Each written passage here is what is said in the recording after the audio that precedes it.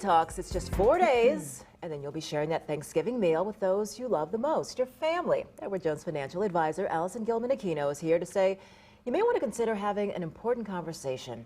Who's going to care for your aging parents? Thanks for being here. Good morning, Kim. You know, it's one of the things that a lot of people feel really uncomfortable talking to loved ones about money. A lot of people think it's rude to find out what mom and dad or grandma and grandpa have going on.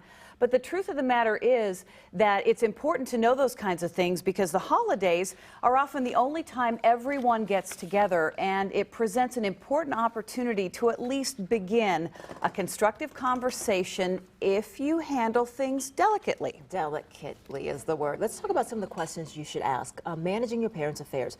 Who is their lawyer? Do they have a current will or trust? You want to make sure that they've got plans in place to take care of them if something happens. A lot of people like trust because it gives them the ability to have a say-so in what happens to their money after they've passed away.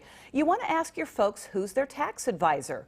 Do they have long-term care insurance? I think we've all read, Kim, that people are getting older, and as we get older and our health may start to fail, long-term care and the expenses associated that might be a real issue.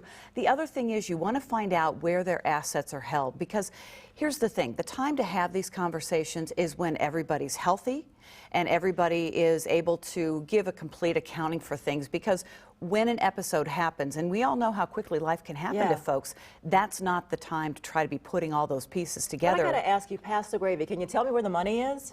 Yeah, that's the thing. Yeah. Don't do that. Tricky. Yeah. Tricky.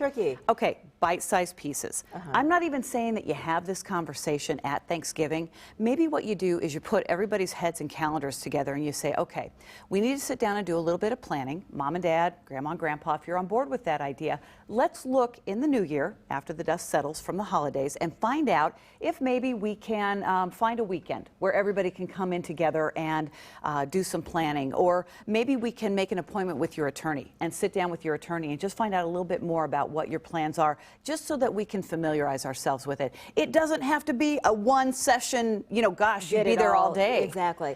And some of the things you say, ask them to share, listen to what they're saying, write down what's important to your parents, get help, and you may have to step in and, you know, do some of that planning yourself. Yep. Legacy planning is so very important. Now, if there's multiple kids in the family, play to the kids' strengths. You know, if you've got a child in the family, and I'm saying you're taking care of your aging parents, so if one of the kids is really good with accounting, you know, let's say they have a math background or they're really good with numbers, let that person be the numbers person. Maybe you've got one of the kids who has a healthcare background. Your parents are going to need a healthcare power of attorney at some point, somebody who makes their medical decisions for them if they can't make them themselves. Play to the strengths of that person. Maybe you've got somebody who's really just good at managing a lot of things. You know, every family has the juggler who can do 10 things all at once. Maybe that's the person who helps take care of some of the other issues. But if the kids can work together, if you play to the strengths in your family, if you do it at a time that's reasonable, you don't have to do it all at once, but it's important to get the conversation started. I think a lot of times, Kim, the fear of having the conversation so much worse than actually having it. And you might find that your parents are actually relieved that you've asked, because they're probably feeling a little bit uncertain or wary about getting older and what's going to happen to them then. Knowing that you've got the entire family on board and everybody's on the same page, there's not going to be a lot of conflict. There's not going to be a lot of fighting. What a great gift that is. And everyone knows what they want. All right, Allison, thank you so much. Again, have that conversation, or at least start it. That, you know, you want to start talking about that. Go to wakeup6 at fox6now.com for your questions. Get them here, and we'll get them to Allison. Let's go over to Rob. Happy Monday.